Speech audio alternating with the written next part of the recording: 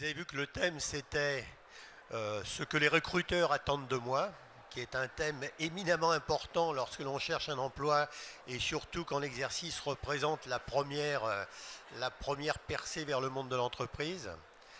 Je vais vous définir un petit peu les règles du jeu, hein. On va faire ce petit atelier va durer à peu près une demi-heure. Dans un premier temps, on a ici deux témoins, les témoins auxquels je poserai des questions, un certain nombre de questions sur le recrutement. Vous pourrez intervenir quand vous le voulez au cours de la discussion, sachant qu'à la fin, on va essayer de réserver une dizaine de minutes pour les questions que vous pourriez avoir. D'accord ? Je voudrais vous présenter nos deux témoins, qui sont d'une part M. Christian Tudelet et d'autre part M. Marc Créage.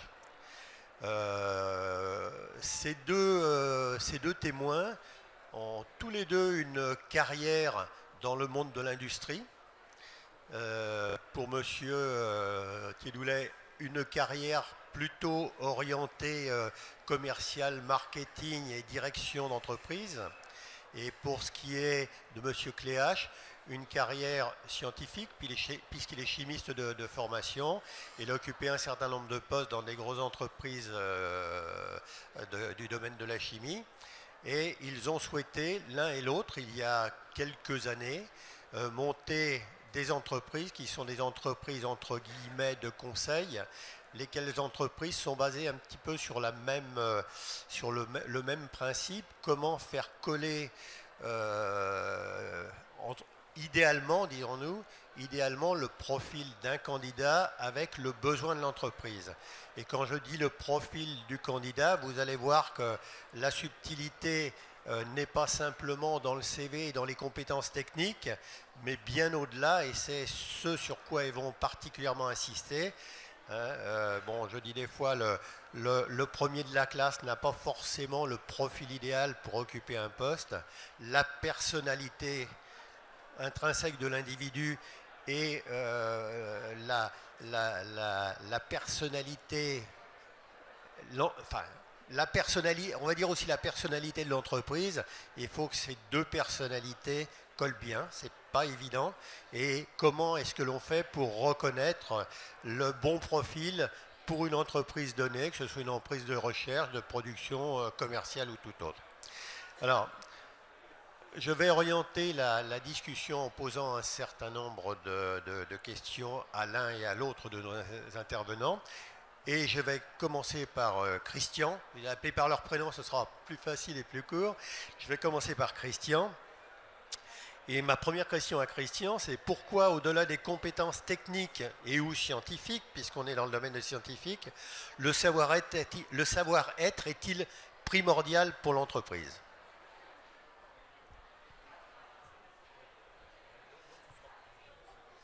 Alors je vais parler d'expérience personnelle.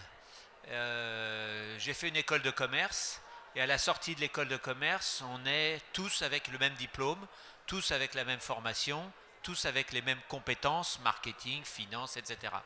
Et la seule chose qui fait la différence, c'est pas l'école de commerce, c'est pas l'école, c'est pas l'enseignement, c'est qu'est-ce que j'ai fait à côté de l'école. Donc moi, la première année, je me suis occupé de la cafétéria. La deuxième année, je me suis occupé du ski club. La troisième année, je me suis occupé de la junior entreprise. Donc des activités annexes qui déterminent en fait ou qui étaient le résultat de ma personnalité. J'ai été embauché par L'Oréal. On était 28 à être vus par L'Oréal, 2 à être embauchés. Et pourquoi j'ai été embauché ? C'est pas parce que je sortais de l'école de commerce, c'est parce que j'avais fait des activités parascolaires qui étaient vraiment déterminantes sur le leadership, sur la capacité de travailler en groupe, la capacité d'aller rencontrer des personnes pour négocier des budgets de sponsorship pour la Coupe Adhémar, la Coupe de ski, etc. Donc la personnalité en 80, la personnalité aujourd'hui est essentielle, mais toute personne a sa personnalité et on peut être... Et il n'y a pas une bonne personnalité et une mauvaise personnalité. Ça n'existe pas. Il n'y a que de l'excellence chez chacun Et c'est comment, parce que je suis motivé par ce que je fais, comment je vais être capable de faire ressortir cette excellence. Je ne crois pas en la médiocrité, je ne crois qu'en l'excellence. Et l'excellence, vous l'avez dans vos tripes, plus que dans votre métier ou dans les compétences que vous avez acquises à l'école. Merci beaucoup. Alors on va passer maintenant à l'exercice beaucoup plus concret sur un exemple précis. Et là, je vais interroger Marc sur ce sujet. On a besoin, par exemple, de recruter un chercheur, que ce soit un technicien ou que ce soit un ingénieur ou un thésard.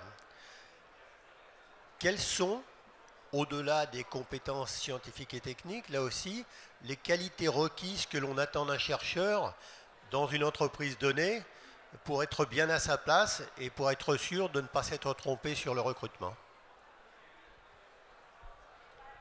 Merci.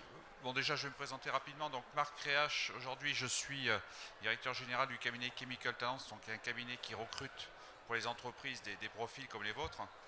On traite aujourd'hui en gros 350 missions par an, donc on doit avoir 1500 candidats à 2000 candidats par an. Hein. Alors, pour répondre à la question de Gérard, je dirais qu'il y a... Encore plus haut? Vous m'entendez pas là? Si, c'est bon? Alors je dirais qu'effectivement, là je suis d'accord avec ce que disait Christian, il y a l'aspect compétences techniques, mais je dirais qu'on va intégrer plutôt un potentiel à votre âge. Hein. Potentiel en termes de personnalité, en termes, je dirais, d'évolution, de compétences, compétences techniques et compétences managériales ou compétences, je dirais, d'évolution de votre personnalité. D'accord ? Alors, quelles sont aujourd'hui les compétences comportementales qui sont attendues d'un chercheur? Je dirais que par rapport au potentiel, on va avant tout rechercher la capacité soit à mener des opérations techniques très fortes, soit à pouvoir, à terme, évoluer sur les postes de manager, en fonction du profil des gens, bien sûr, hein, en fonction de leur background et de leur formation initiale. Hein. Donc encore une fois, ce que je rejoins Christian, on va avant tout intégrer un potentiel hein, pour en première expérience. Vous êtes plutôt sur des recherches en première expérience plutôt que sur une formation initiale. Hein.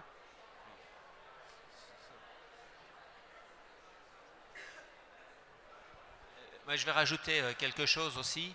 Je suis cofondateur aujourd'hui d'une start-up qui s'appelle Monkey Tie et qui match, comme le mythique que vous connaissez, match un candidat et un job.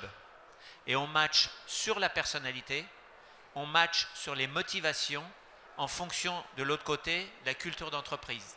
Et on match en finale les compétences. Mais en finale, les compétences. En priorité, la personnalité. Juste un mot, donc aujourd'hui sur les 350 missions qu'on gère dans le cabinet, à 80%, c'est rarement la personne qui colle pile poil aux compétences techniques qui est embauchée. Puisque l'entreprise, parce qu'un recrutement c'est quoi? Je fais un petit aparté, c'est quoi? C'est l'intégration d'un savoir-être et d'un savoir-faire dans une communauté d'individus qui partagent des valeurs communes. D'accord?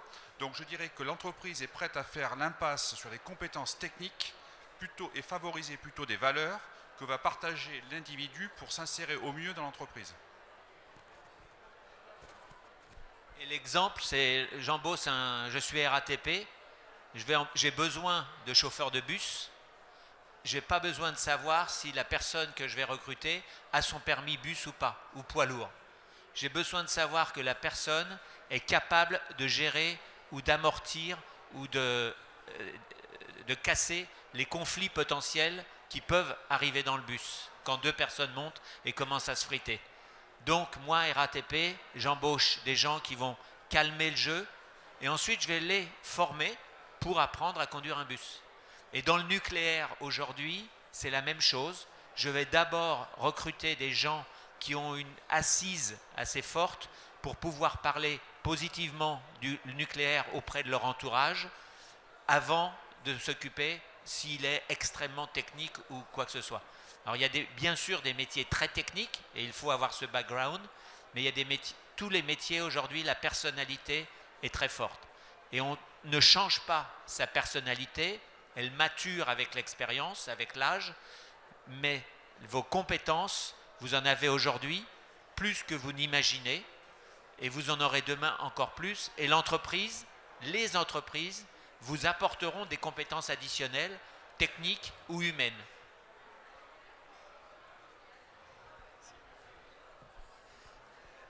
Bon, on a une première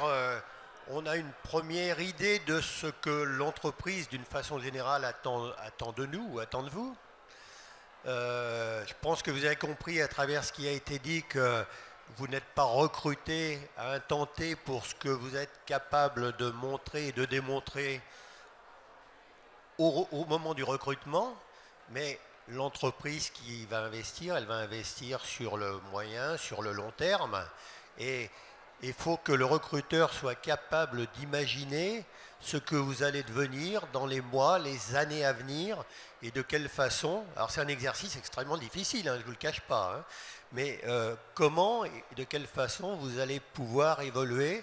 Est-ce que dans votre comportement, dans ce que vous serez à même de dire lors de votre entretien, est-ce qu'on peut déceler déjà la façon dont vous allez être capable de vous développer? Donc, alors c'est bien beau, vous avez dit, ok, moi je pensais qu'on allait d'abord s'intéresser à mes compétences et que si je démontre des compétences excellentes par rapport au métier, par rapport au poste qu'on m'offre, j'ai un maximum de chances d'être recruté. Bah non, là on est en train de vous dire que c'est pas suffisant. Et comme c'est pas suffisant, ça veut dire que vous allez être obligé de démontrer au-delà du technique, hein, ce que vous êtes capable d'amener à l'entreprise. Hein. Donc un entretien, c'est pas simplement arriver et répondre aux questions qu'on va vous poser, hein, c'est se dévoiler aussi un petit peu. Alors, est-ce que vous pourriez donner des conseils sur la façon dont on peut se préparer à ce type d'entretien en disant, bah oui, c'est vrai, j'ai beaucoup d'autres choses à apporter, et comment je vais mettre sur la table tout ce que je veux faire passer comme message? Alors pour moi, ce que je pense, c'est que la première chose, quand vous allez à un entretien, vous avez fait de la recherche sur Google de quelle entreprise vous allez voir, quel métier elle a, quelle position elle a dans le monde ou dans la région sur ces métiers. Vous vous intéressez à la personne, à l'entreprise en face. C'est absolument essentiel. C'est prioritaire. Si vous allez à un entretien simplement pour un job, vous serez dégagé rapidement. Donc la première chose, et c'est pareil quand vous faites une lettre de motivation ou un message de motivation sur les réseaux sociaux, sur LinkedIn par exemple, vous allez d'abord vous occuper de qui est en face de moi. Et en vous occupant de qui est en face de moi, vous allez révéler. Il y a 4 compétences qu'il faut absolument que vous conserviez dans votre tête. C'est les 4 C dont on parle pour les années qui viennent. Le premier C, c'est l'esprit critique. Donc quand vous allez voir une entreprise, vous allez voir L'Oréal demain, vous allez visiter le magasin à Saint-Lazare qui vient d'ouvrir, parce que L'Oréal n'a jamais vendu ses produits en grand public directement par sa propre boutique. Et ça, c'est quelque chose de nouveau. Donc l'esprit critique, toujours être curieux, esprit critique. Et apporter un regard nouveau. Vous avez une compétence, vous avez 20 ans ou pas 20 ans. Et ça, c'est une des compétences énormes que les entreprises ont besoin. La deuxième, c'est la créativité, qui est absolument énorme aussi. C'est-à-dire de toujours penser autour de la boîte, en dehors de la boîte, en dehors des chemins traditionnels ou banals. La troisième, c'est coopération. Si je travaille tout seul dans mon coin, aujourd'hui, je suis foutu. Donc je dois être capable et montrer, quand vous allez préparer vos entretiens, que vous êtes capable de travailler en groupe. Donc participer à des activités de groupe. Et demain, dans les entreprises, c'est parce que vous travaillez en groupe que vous allez chercher le groupe, que vous pourrez rebondir et vous serez considéré comme un élément moteur de l'entreprise. Et le dernier, c'est la communication. Et communication, ça veut dire j'émets un message, mais je m'intéresse surtout à ce que l'autre personne reçoit. Et si je communique à quelqu'un qui a un problème auditif et que je pense que je continue de parler mais qu'il n'entend pas, ben, je ne communique pas. Donc je dois m'intéresser à l'autre quand je communique. Et communiquer, c'est communiquer à l'oral, c'est communiquer à l'écrit, c'est penser que si j'ai des fautes d'orthographe dans mes écrits, dans ma lettre de motivation, ou que je parle avec un langage un peu banlieue et que je vais voir une certaine entreprise, ça ne va pas le faire. Donc la communication, c'est se mettre au niveau de l'interlocuteur qui est en face de vous. Ce n'est pas un niveau plus haut ou un niveau plus bas, c'est simplement au niveau. Donc d'être en phase avec l'autre. Je ne sais pas quoi rajouter après ça. Non, je plaisante. Je crois qu'il y a deux aspects. On l'a dit effectivement pour votre recherche de premier emploi, mais c'est vrai aussi pour les autres recherches. Je dirais que voilà, le savoir-faire ne suffit pas. Le savoir-être est très important. Alors, je crois qu'il faut aussi dire une chose, un recrutement pour une entreprise, c'est toujours un risque. C'est un risque en termes de temps et en termes de coût. Alors, je dirais qu'il faut que vous ayez toujours en tête que l'entreprise, quand vous êtes en entretien avec l'entreprise ou avec le recruteur est aussi en phase de risque. Hein, donc, ce n'est pas la peine de vous mettre en position de mendier un emploi. Vous venez là pour vous présenter et présenter vos compétences. D'accord ? D'autre part, la personnalité, vous avez votre personnalité, elle va évoluer avec le temps, mais ça ne sert à rien d'essayer de cacher des traits de votre personnalité. Donc soyez vous-même. Puisque si vous rentrez dans une entreprise et que vous avez triché, entre guillemets, pas automatiquement, volontairement, et que l'entreprise attend de vous un certain comportement, et que ce comportement-là, vous ne l'avez pas après, une fois que vous êtes intégré, quelque part, l'entreprise va être déçue, et vous aussi, vous êtes déçu parce que ça ne correspond pas du tout à ce que vous attendiez. Donc, soyez vous-même. D'accord ? Alors, la présentation, je dirais, être soi-même, c'est quoi ? Comme je rejoins Christian, c'est déjà préparer un entretien, s'intéresser à l'autre. Hein, effectivement, s'intéresser, voir l'entreprise, qu'est-ce qu'elle a fait, poser des questions, ayez quelques questions, prenez des notes pendant votre entretien, écoutez aussi ce que vous dit votre interlocuteur, souriez et soyez détendu. Alors je sais que ce n'est pas vraiment facile quand on a un entretien, on a peut-être 2 ou 3 entretiens, on se dit il faut absolument pas que je me loupe, et là effectivement on a plutôt tendance à se contracter, mais il faut que vous soyez vous-même et détendu. Alors je veux dire, c'est plus facile à dire qu'à faire, mais c'est vraiment là-dessus que vous allez clairement vous différencier. D'accord ? Aujourd'hui, tout le monde rêve encore de CDI. Mais sachez qu'un CDI, un CDI sur 2 ne dure pas plus de 18 mois. Et pourquoi il ne dure pas plus de 18 mois ? Parce que la personne qui est recrutée par l'entreprise ou qui intègre l'entreprise, ben finalement elle est mal dans l'entreprise. Soit parce que sa personnalité et la culture d'entreprise ne matchent pas, ne fonctionnent pas ensemble, soit parce que le manager direct, ne fait pas correctement son travail, soit parce que peut-être la rémunération est trop faible, mais c'est un élément vraiment banal et vraiment pas important. Donc être soi-même, c'est vraiment être sûr qu'on va être capté par l'entreprise et vraiment avancer dans cette entreprise. Bon, vous avez compris au travers de ces deux témoignages ou ces 2 séries de conseils qui vous ont été donnés qu'un entretien, c'est pas, comme je disais tout à l'heure, simplement répondre aux questions, c'est pas simplement répondre que par rapport à sa formation, on a tout intégré et on l'a bien retenu.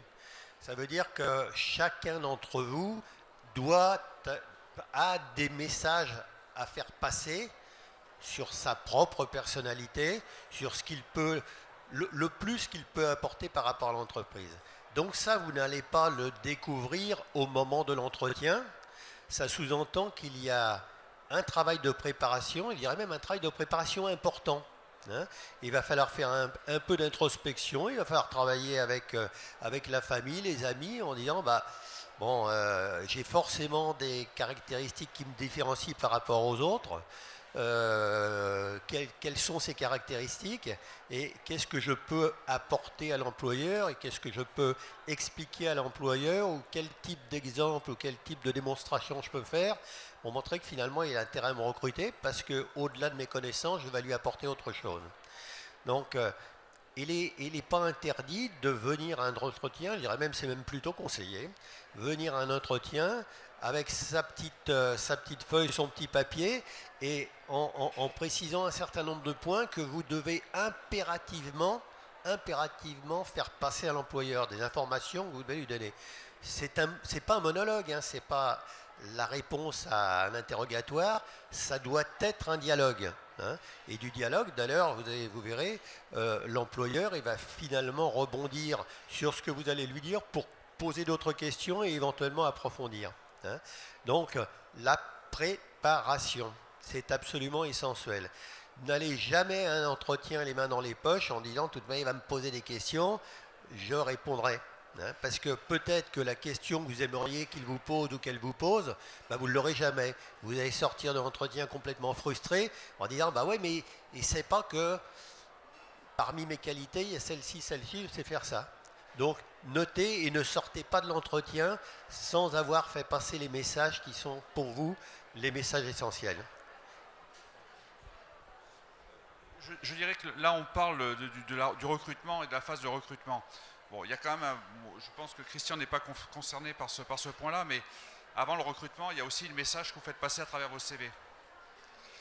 Et je dirais qu'avec un peu d'expérience, quand on est tous les jours dans les CV, on arrive à voir la personnalité du candidat à travers la forme et la manière dont le CV a été rédigé, les mots utilisés, la forme du CV. Alors, je dirais, le CV, c'est quelque chose de très très important. Il faut que vous sachiez que le temps de lecture d'un CV, c'est à 20 à 30 secondes. Donc en 20 à 30 secondes, il faut que vous soyez capable de transmettre les messages que vous voulez faire passer. Alors ça c'est une première chose. Deuxièmement, un CV, c'est quelque chose qui vit, c'est pas quelque chose qui est figé dans le temps. On peut adapter un CV en fonction des opérations, enfin de l'offre ou de l'objectif que l'on a. D'accord ? Et d'autre part, ce qui est très important, c'est qu'il faut que vous fassiez relire vos CV, il faut que vous fassiez des tests avec vos CV. C'est-à-dire vous allez voir quelqu'un avec un CV et vous dites voilà, aujourd'hui j'ai envie de faire passer ce message-là, je te donne mon CV pendant 20 secondes, qu'est-ce que tu as retenu ? Et vous voyez que le retour que vous aurez, mais c'est très important de travailler sur cet outil-là qui effectivement est aussi un acte de différenciation important. Et pour travailler avec des cabinets de recrutement aussi, mais comme celui-ci, quand vous envoyez votre CV via mail ou que vous le téléchargez dans la base de la personne, du chasseur par exemple, pensez que derrière c'est peut-être une personne qui le lit, donc ça va, mais c'est souvent un logiciel qui le lit. Et si votre CV il est hyper créatif avec plein de couleurs, ben, il n'est pas lu, il n'est pas vu et il est inexistant. Donc pensez toujours quand vous envoyez un message à ce que l'autre reçoit. Donc un CV créatif, ce n'est pas un CV multicolore. C'est un CV qui va avoir des mots qui vont être créatifs, qui vont vous différencier. Pensez aussi toujours que vous êtes un produit en linéaire sur un hypermarché. Et comment, moi, sur le linéaire de 30 mètres de long, 5 niveaux sur la plus grande surface d'hypermarché, comment moi je vais être différent? Comment je vais, par mon CV, lors de mon entretien, lors d'une lettre de motivation, je vais révéler, je vais donner envie à la personne en face de découvrir mon feu sacré. Parce que c'est ça qui va faire que vous êtes embauché ou pas. Vos compétences, c'est un truc, votre feu sacré, c'est ça qui va faire que pendant l'entretien, vous êtes différent, vous êtes vivant, vous êtes dynamique et vous êtes motivant pour celui qui est en face et qui va se dire, avec cette personne, j'ai pas de risque.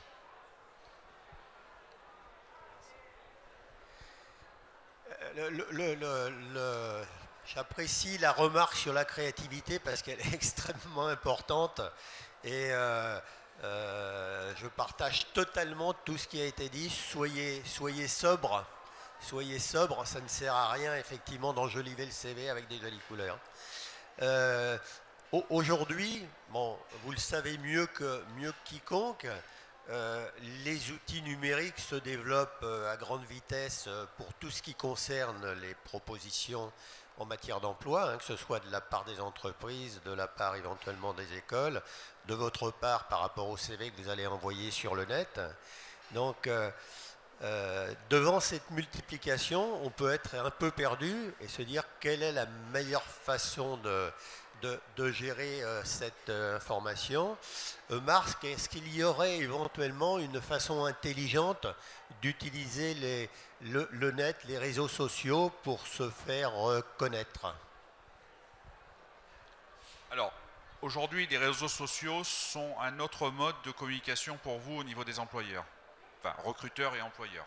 Aujourd'hui, dès qu'on a un candidat qu'on a, je dirais, identifié potentiellement intéressant sur les CV, tout de suite, on va voir s'il a un profil LinkedIn. C'est systématique maintenant. Donc, travaillez vos profils.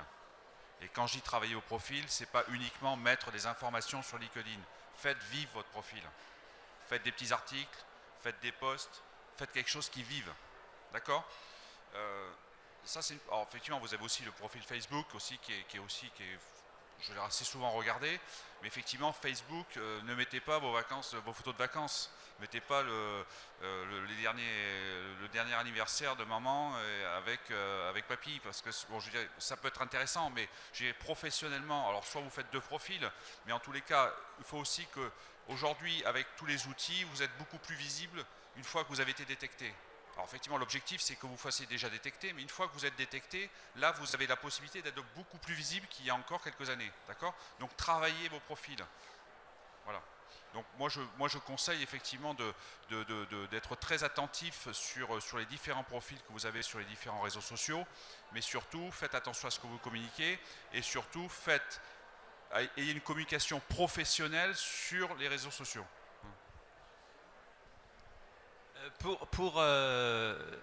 Au-delà des réseaux, la digitalisation aujourd'hui, ça modifie beaucoup de choses effectivement. Mais ce que l'on s'aperçoit par exemple sur notre site, c'est que via la personnalité, on va permettre, dans le passé, on embauchait beaucoup en copier-coller, en clonage. J'ai fait telle école, je suis directeur commercial, je vais embaucher une fille ou un mec qui a fait la même école. Et ça, c'est mortel pour l'entreprise parce que copier-coller, ça n'amène pas l'entreprise à être innovante. En revanche, de prendre des personnes qui viennent d'univers différents, de fac, d'écoles d'ingénieurs, d'écoles de commerce, de n'importe quel niveau, de n'importe quelle culture, va permettre à l'entreprise d'être innovante parce que justement, l'équipe va travailler en écoute par rapport les uns par rapport aux autres. Et sur les tests de personnalité en particulier, et vous pouvez les faire sur Monkita, ils sont gratuits, donc ça vous permettra de vous connaître vous-même un peu mieux.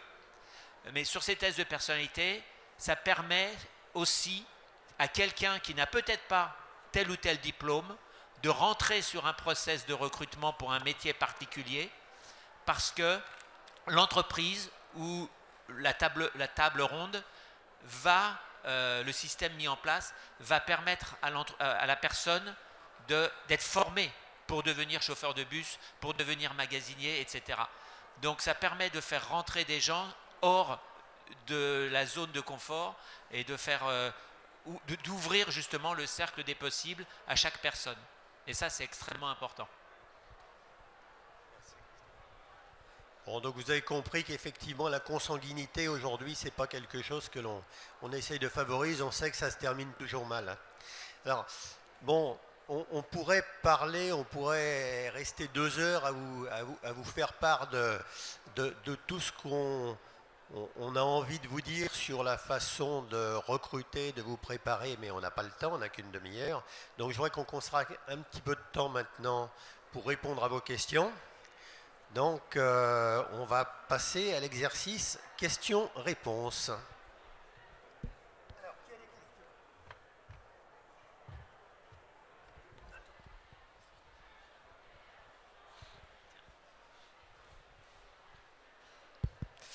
Alors, je me présente, je m'appelle Solange et je suis pas en recherche active encore parce que je suis encore en apprentissage, mais bon, je me renseigne.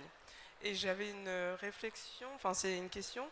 Vous avez dit communiquer de façon professionnelle sur les réseaux sociaux, mais pour moi Facebook c'est pas un réseau social, enfin c'est personnel.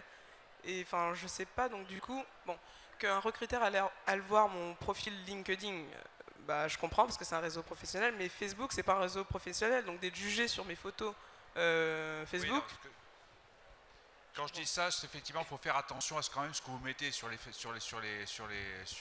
différentes plateformes. J'ai un peu tiré le trait, effectivement. C'est-à-dire, on ne va pas vous juger sur votre compte personnel Facebook, mais on va quand même d'abord voir votre compte entre guillemets professionnel qui est LinkedIn, pour la plupart d'entre vous. Mais effectivement, faites quand même attention à ce que aussi vous publiez sur sur vos autres plateformes, puisque quelque part, ça peut dans certains cas de figure vous nuire, d'accord. Donc c'est ça que je voulais dire. C'était pour avoir une précision.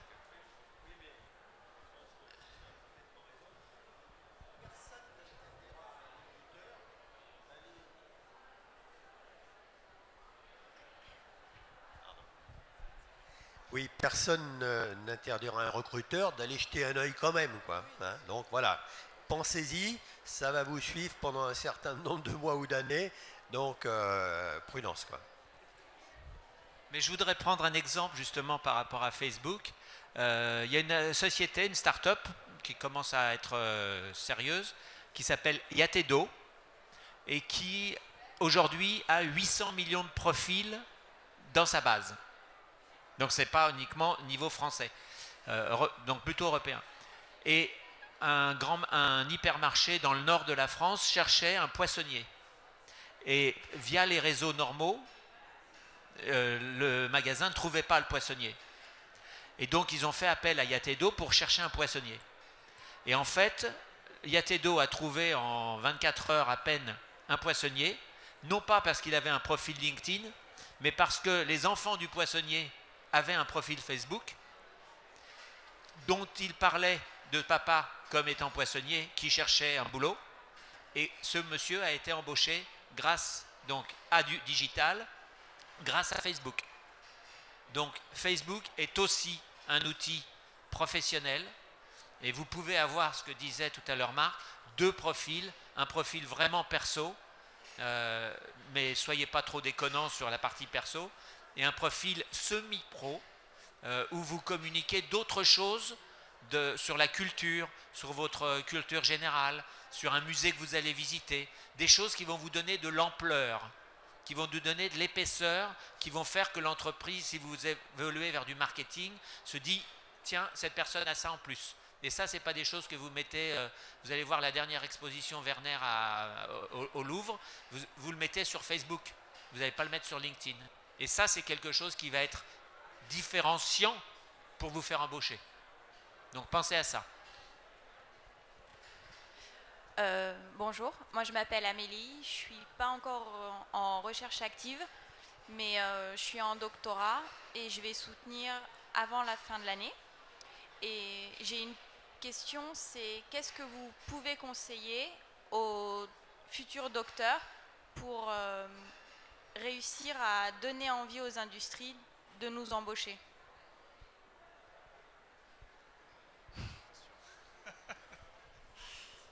Vaste question. Alors, je dirais que faut dire au niveau des doctorants aujourd'hui, il y a quand même il faut quand même le dire. Aujourd'hui, en France, on a une perception du doctorant qui est quelqu'un de très spécialisé. D'accord. Donc, effectivement, plus on est spécialisé, plus on se bouche et on se ferme des voies qui sont connexes. Il y a d'autres pays, je ne vais pas les citer, où clairement, on a plutôt une vision plus ouverte des doctorants. C'est-à-dire qu'on se dit la personne a une formation initiale très pointue sur un secteur d'activité, mais elle a la capacité intellectuelle d'ouvrir, je dirais, son champ de vision. Alors, je dirais que, bon, il y a beaucoup de docteurs, vous savez très bien, vous savez certainement mieux que moi, qui en chimie, il y a quand même un panel de docteurs qui aujourd'hui ont un peu de difficulté à trouver des postes, puisqu'effectivement ils sont très spécialisés et ils recherchent spécifiquement dans leur domaine de compétences. Moi, si j'ai un conseil à vous donner, plutôt que de dire aux entreprises qu'est-ce qu'il faudrait qu'elles fassent pour que vous soyez plus attractif, je dirais que ce serait peut-être à vous d'être plus attractif et de ne pas non plus vous focaliser uniquement sur votre domaine de compétences spécifique, de valoriser plutôt votre cursus intellectuel et de formation en étant plus large sur les domaines d'activité que vous pouvez, je dirais, sur lesquels vous pouvez intervenir. Vous voyez ce que je veux dire? Parce que plus vous vous spécialisez en première expérience, plus vous spécialisez, plus automatiquement vous imitez le champ des possibles. Et aujourd'hui, quand vous rentrez dans le marché de l'emploi, au contraire, il faut que vous ayez un champ des possibles le plus large possible, enfin c'est le cas de le dire, qui soit avec un éventail le plus large. Parce que si vous commencez tout de suite à vous dire je vais être spécialisé en nanotechnologie, bon je prends un exemple, etc., par rapport à ma thèse que j'ai fait pendant 4 ans ou 5 ans, effectivement vous avez peut-être 3 postes dans l'année qui sont disponibles sur le marché en France. Donc là, effectivement, vous avez peut-être 3 chances dans l'année d'avoir un entretien. Alors effectivement, par contre, si vous ouvrez à d'autres types de métiers, à d'autres types de secteurs d'activité, effectivement, et vous valorisez plus votre cursus intellectuel et d'approche je dirais, de la recherche, de la problématique, effectivement, là, vous avez plus de chances. Et il y a une chose que vous avez dite sur laquelle je ne suis pas d'accord du tout. Vous avez dit « je ne suis pas en recherche active ». Pas encore. Non, mais enfin, j'aime bien être poil à gratter aussi. Vous êtes déjà en recherche active. Vous êtes déjà une personne qui doit viser dans 1 an. Et donc, vous devez commencer, mais c'est hier que vous devriez commencer, à communiquer via LinkedIn. Et donc, c'est quoi LinkedIn? C'est pas un CV, ce que disait tout à l'heure Marc, c'est pas un CV, c'est un profil. Et moi, je prends une image extrêmement forte de LinkedIn, c'est une sculpture 3D. Et c'est une sculpture en mouvement. Donc, pensez à et la sculpture, c'est quoi? C'est je suis un artiste de ma vie professionnelle. J'ai l'image de cette sculpture que je vais faire et je vais la construire avec de la matière.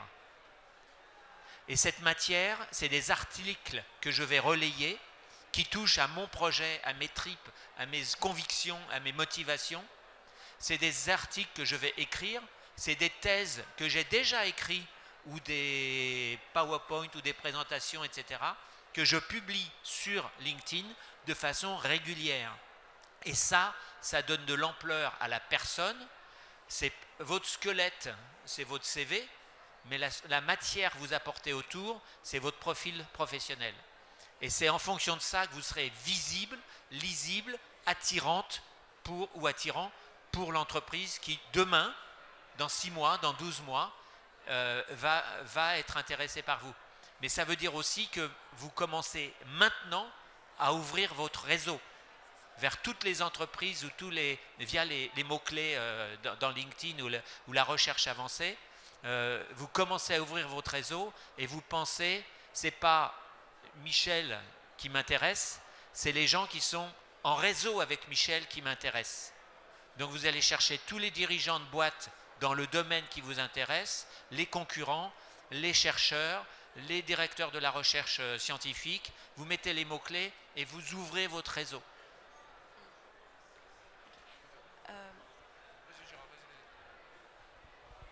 Juste pour compléter ce que disait Marc par rapport au profil de thésard. Bon, il est évident qu'en général, on fait une thèse parce qu'on a envie de travailler dans le domaine de la recherche. Ça ne sert à rien. Si on veut travailler dans la production, d'aller faire une thèse, ça risque d'être même contre-productif. Donc, et je partage complètement ce qu'a dit Marc. Vous avez une chance sur très peu d'être recruté par quelqu'un qui justement travaille dans le même domaine que la thèse que vous avez faite. Mais on s'en fout de ça à la limite. Ce serait miracle, ça peut être bien pour une entreprise. La thèse, c'est avant tout une expérience professionnelle extrêmement importante dans le domaine de la recherche, apprendre à faire de la recherche, la méthodologie de recherche. Et c'est vrai que ce qu'il faut mettre en avant, c'est la façon dont vous avez conduit votre projet de thèse. Et ce qui va être important, c'est cette méthodologie et la façon dont vous avez géré, la façon dont vous avez conduit votre approche vers le résultat que vous avez eu. Voilà, c'est ça qui va être important pour la recherche. hein. Et encore une fois, hein, faire une thèse, parfois on le voit dans le cadre d'une poursuite d'études type fuite en avant. Il faut savoir que ça peut aussi avoir des conséquences négatives sur la recherche d'emploi ultérieure si on n'a pas l'intention de faire de la recherche dans une grande entreprise ou de la recherche publique, hein, pourquoi pas. Juste, si je peux ajouter quelque chose par rapport à ce que la demoiselle disait avant. Par rapport à Facebook, on peut gérer nos paramètres de confidentialité et ça, c'est très très important. Et rien qu'un test, c'est rentrer son propre nom dans Google et là déjà tu vois tout ce qui ressort et tu peux faire du tri. C'est, je pense, important. Et par rapport à LinkedIn, en vue du village de la chimie, j'ai remis tout mon profil à jour et ça fait déjà plusieurs mois que je suis des personnes, que je partage des articles, comme vous aviez dit, qui sont importants au niveau humain pour moi. Et c'est vrai que ça fait vivre. Et j'ai remarqué quelque chose, c'est que plus on partage, plus il y a des personnes qui viennent voir notre profil et qui nous demandent à nous ajouter. Donc, je ne pensais pas que ça marcherait aussi bien, mais... C'est énorme, bien sûr, c'est un mode de communication aujourd'hui qui est acquis par tout le monde et qui aujourd'hui est un basique, hein.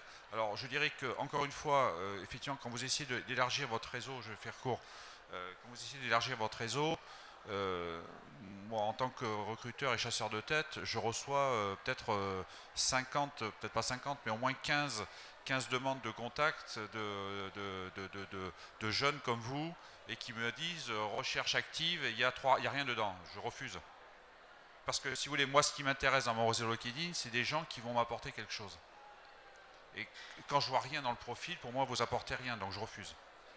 Alors je ne dis pas que, donc effectivement, si vous avez, madame, vous avez effectivement une démarche qui est très proactive en disant voilà, j'apporte quelque chose, je fais vivre mon profil, j'apporte quelque chose aux gens avec qui je veux rentrer en contact. Là effectivement, j'ai des jeunes diplômés qui dans mon réseau.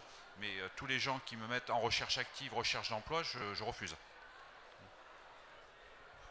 Alors, moi, j'ai la position inverse. Sauf cas particulier, j'accepte tout le monde. Parce que je considère que notre entreprise Monkey Tie a une mission sociale. Et si, via LinkedIn, je peux, trouver d'une personne, deux, l'aider à améliorer son profil. Parfois, je renvoie alors un petit scud en disant sur le titre, hein, les deux lignes qui caractérisent votre projet professionnel, c'est marqué recherche active. En quoi ça m'intéresse?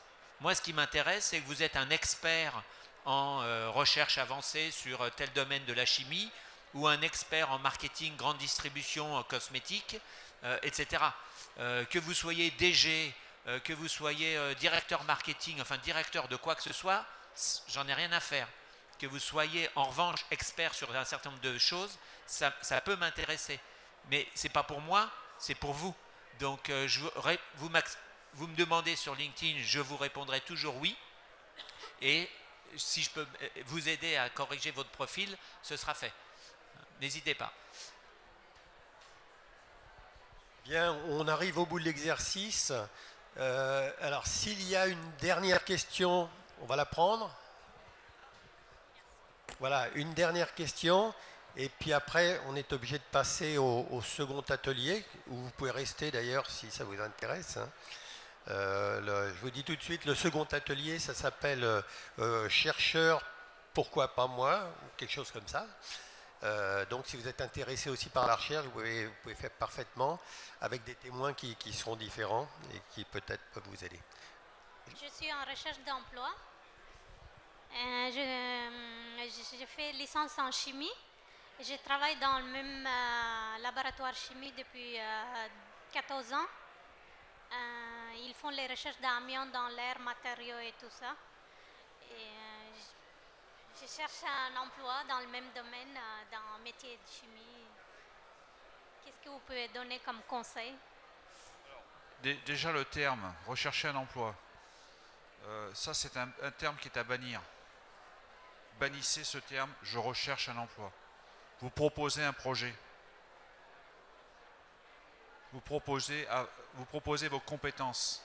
vous proposez votre savoir-faire, votre savoir-être, mais vous ne recherchez pas un emploi. Du moment que vous êtes en position de mendier, on va dire, le terme est un peu fort, hein, ce que je veux dire, mais quelque part, vous vous mettez dans une situation dévalorisante pour vous. D'accord? Alors, je sais d'accord, c'est pas facile quand on recherche un emploi, on n'est pas dans une situation, on n'est pas sociabilisé, on se sent un peu à l'écart. Bon, c'est clair, c'est pas évident. Mais les termes, le choix des termes est important. Je ne recherche pas un emploi, je vous propose quelque chose. D'accord? Ça, c'est une première chose. Après, effectivement, ce que je pourrais vous dire, on va se répéter, mais à travers, je dirais, la dynamique et les mots que vous choisissez, effectivement, l'objectif pour vous, c'est rentrer en contact avec les gens. D'accord? Donc, faites très attention à la façon dont vous communiquez. Encore, c'est ce qu'on disait, par exemple, quand vous faites un CV aussi, faites attention aux termes que vous utilisez. Mettez pas « je recherche un emploi » en tête de CV, par exemple. Hein? Vous mettez le poste que vous recherchez. Vous mettez votre projet personnel, votre projet d'activité. Hein? Donc voilà, donc je pense que c'est très important de bien faire attention aux mots que vous utilisez quand vous êtes en position, je dirais, de rentrer sur le marché du travail. En fait, c'est surtout ça. Quand vous en êtes sorti du marché du travail, effectivement, ce que vous ne cherchez pas un emploi, vous cherchez à re-rentrer dans le marché du travail. Et vous cherchez à proposer des compétences, un savoir-faire et un savoir-être. D'accord? Voilà. On est tous des offres de services. On a des compétences, des personnalités. Et donc ça, je vous recommande beaucoup de faire un CV, non pas historique, mais un CV de vos compétences. Qu'est-ce qui me différencie? Je suis chef de projet, sur quel domaine? Mais quand j'étais gamin, été dans une équipe de foot ou animé un club de sport. Enfin, peu importe. Mettez-le sur une fiche et ça, c'est toutes vos compétences, un CV compétences, quel que soit ce que vous avez fait. Et allez les chercher parce que ça va être essentiel. Et ça, c'est votre offre de service qui va faire que vous serez non pas mendiant, mais vous serez vendeur de votre propre société qui est vous-même. Et c'est une mentalité, une psychologie extrêmement importante. Moi, j'ai été directeur général de filiale de groupe. J'ai été en recherche active. Et c'est vrai qu'à un moment donné, on est demandeur d'emploi. Il faut vraiment ressortir de cette demande, de cette position, pour être à nouveau offre de service. C'est important. Bien, j'espère que la grosse demi-heure que vous avez passée avec nous vous a été utile et vous a apporté des éléments. Donc, il va nous rester à remercier...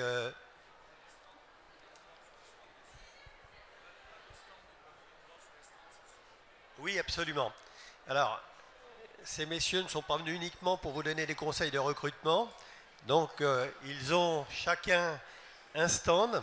Alors, pour celui de Christian, c'est très simple. C'est Monkey Tai qui est ici. Hein.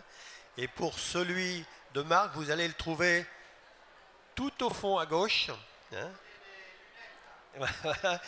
Tout au fond à gauche. Rappelle-moi le nom de ton c'est facile à se souvenir. Chemical Talents. Hein.